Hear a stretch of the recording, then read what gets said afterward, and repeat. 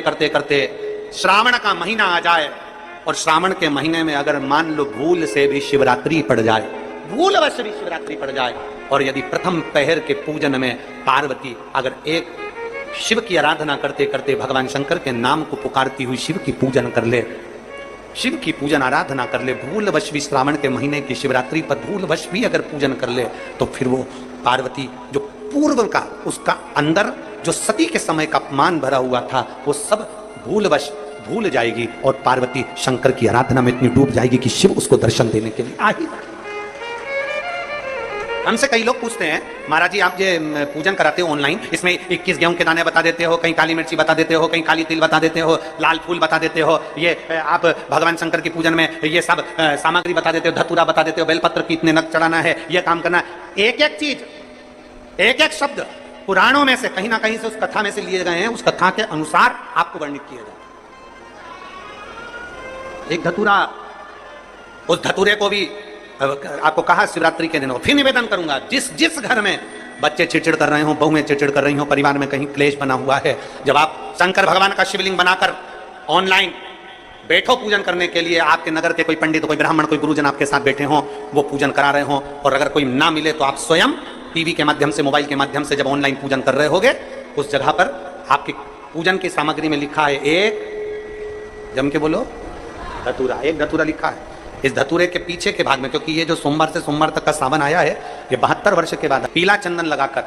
अग्र भाग में लाल चंदन लगाकर आप जिस समय पर पूजन करेंगे और धतूरा चढ़ाने का समय आए, उस समय पर जब करें कि हमारे घर में जो क्लेश है वो समाप्त करें भोलेनाथ, और श्री शिवाय नमस्तुभ्यम बोलकर वो धतूरा भगवान देवादिदेव महादेव को समर्पित करिए। उसका फल फिर हमें बताना कि उसका फायदा मिला कि नहीं मिला। एक धतूरा, एक बेलपत्र का भी फल, एक लोटे जल का भी फल, ये जो सोमवार से सोमवार तक का जो सावन है, इसका एक बूंद जल का भी महत्व शिव महापुराण की कथा करते हैं। श्रावण की शिवरात्रि में, शिवरात्रि के दिन रात्रि को चढ़ाया गया गेहूं का दाना, अगर जिसके यहाँ 30-30 साल तक भी औलाद ना हो, उसके घर में भी भगवान बच्चा दे देता है। प्रदोष के बाद की बिल्कुल लगी हुई पीठ से जो शिवरात्रि होती है, वो शिवरात्रि अगर उस शिवरात्रि का व्रत, साधना, तप, भजन संसार का मनुष्य कर लेता है, तो जिंदगी में उसने कोई व्रत किए ना किए हो, अगर एक व्रत शिवरात्रि का, प्रदोष की पीठ से लगी हुई शिवरात्रि का अगर कर लेता है, तो उसको पूरे जीवन के व्रत का पुण्य फल प्राप्त हो। एक व्रत शिवरात्रि का प्रदोष पर्यंत की, अर्थात प्रदोष की पीठ से जुड़ी हुई। अब चक्र में महाराज वो केवल शिवरात्रि के दिन करने का होता है। कहते हैं जिसका व्यापार ना चले, व्यवसाय ना चल रहा हो, बहुत ज्यादा कष्ट में जीवन निकल रहा हो और बहुत ही ज्यादा तकलीफ हो रही हो, तो धतूरे को हल्दी में डुबोकर शंकर भगवान को शिवरात्रि के दिन रात को 12 बजे समर्पित करें।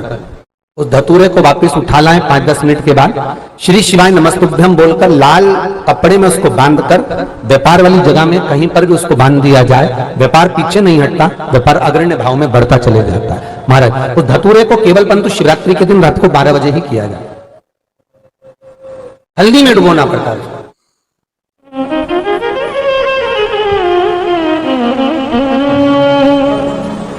यही प्रमाण एक क्रम में और है महाराज जी। लिंग पुराण कहती है, मान लो किसी व्यक्ति को कोई एक भारी बीमारी हो गई, बड़ा रोग हो गया, और वो रोग डॉक्टर कह रहा है कि ये ठीक नहीं होना है, बहुत तकलीफ उसमें है और कष्ट ही कष्ट है, वो ठीक नहीं हो रहा, दवाइयां लग रही, गोलियां खा रहे हैं, तो महाराज उसका भी वर्णन है। 7 धतूरे, कितने धतूरे लेना है? 7 धतूरे। कोई सी भी शिवरात्रि से मतलब महीने में एक बार शिवरात्रि आती है, प्रत्येक महीने आती है। किसी भी शिवरात्रि के दिन 7 धतूरे लेकर, एक धतूरे में मूली, लच्छा, नाड़ा लपेटकर चंद्रमौली भगवान का स्मरण कर उस मौली को लपेटकर 6 धतूरे में हल्दी लगाकर शंकर भगवान की जो जलाधारी है, जलाधारी में आपको पहले भी वर्णन किया है,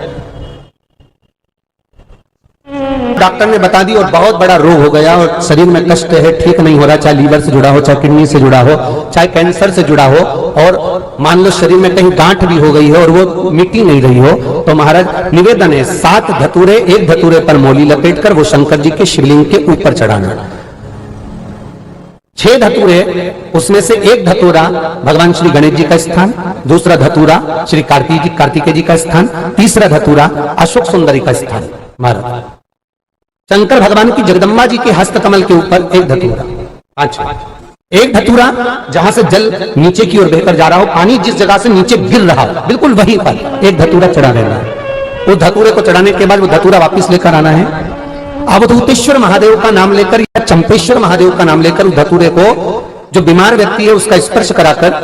बेलपत्री के पेड़ के नीचे पटकवा देना है। महाराज धीरे धीरे रोग में आराम मिलना प्रारंभ हो जाता है, औषधियां धीरे धीरे समाप्त हो जाती हैं और व्यक्ति स्वस्थ हो जाता है। ये केवल शिवरात्रि के दिन ही होता, 12 महीने शिवरात्रि आती है, आप किसी भी शिवरात्रि को कर सकते हैं। मायना रखती है दुनिया के लोगों को, भले वो लग रही होगी कि केवल शिवरात्रि है, उसको समझ के दिन शंकर भगवान पर चढ़ी हुई बाली जानते हो होती है गेहूं के दाने की बाली। आज के दिन शंकर भगवान पर चढ़ी हुई बाली, गेहूं के दाने की बाली, मात्र शंकर जी पे चढ़ी हुई बाली को उठा लिया जाता है और बाली में से 12 दाने निकाल लिए जाते हैं। गेहूं के 12 बाली नहीं होती है तो गेहूं के 12 दाने भगवान शंकर को समर्पित किए जाते हैं और उसको उठा लिया जाता है।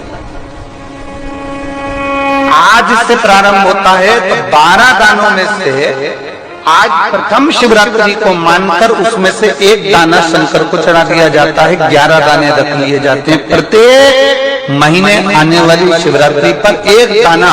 शंकर भगवान को